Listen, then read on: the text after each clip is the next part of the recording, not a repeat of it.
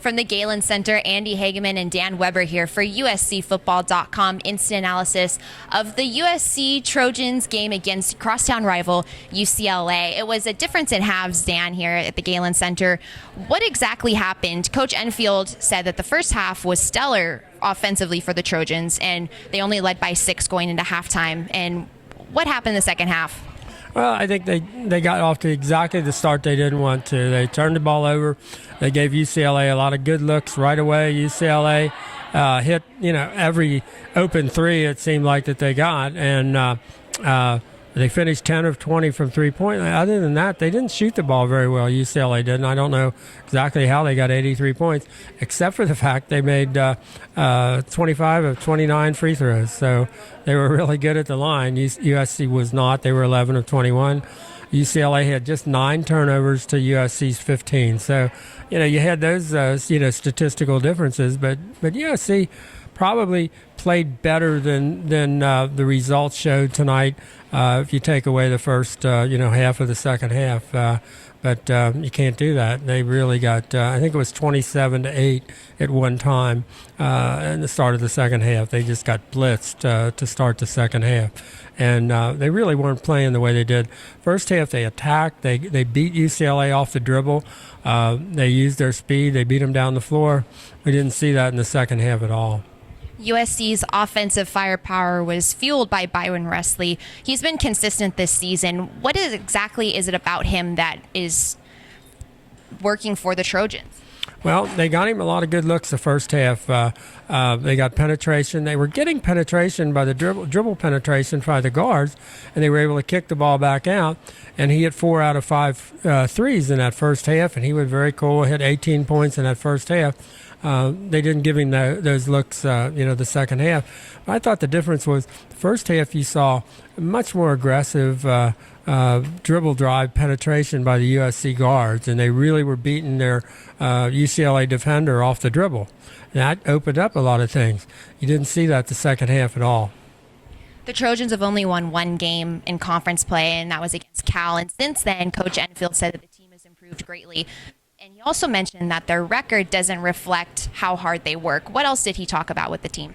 Well, I think when you look at that, you're 1-9, it just hits you when you talk about, as he said, they've lost 5 of the last 6, and yet they could have won all 5 of those games. They thought they, had the kind of a chance that they could have won that game.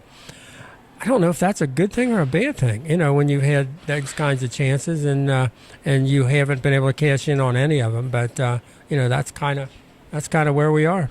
And lastly, it was a sellout crowd here at the Galen Center, something that hasn't happened in quite some time. The student section was packed, decked out in their blacked out T-shirts.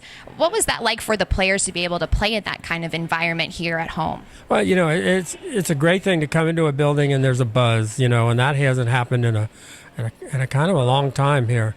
And I think they, that definitely helped them in the first half, because that's the kind of thing you feel when you go to, Arizona. It's the kind of thing you'll use, obviously at places like Kentucky and Louisville. And I don't think the USC fans have gotten a chance to, experience that much. But, I think it really matters. I think the students had a good time. People stayed till the end. You wish they'd have gotten a better result after halftime. But that's a fun thing to be part of a game like that. When I think people were coming in and saying, man, the students are. It's an hour before game time, and the student section's almost full, and we haven't seen that in a long time.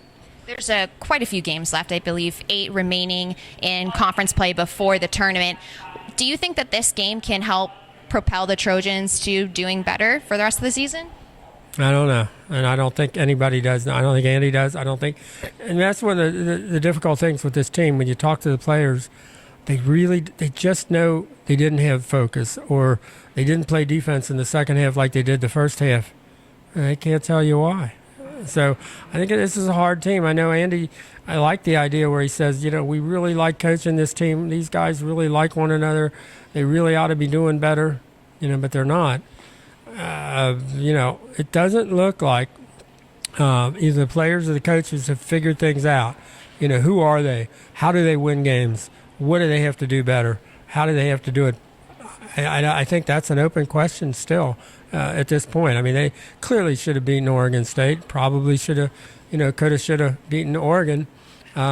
Same with Stanford. None of those, ended up in the win column. So I just think they're clearly playing a lot better than their first 5 games in the Pac-12, but they're not playing better enough to win. So I don't think we know. I think they're going to play better. I don't know that what that'll do for the record. Well, lucky for them, they have Utah and Colorado coming to town next week. And that wraps it up for Instant Analysis. I'm Andie Hagemann signing off for Dan Weber. Check out USCfootball.com for more.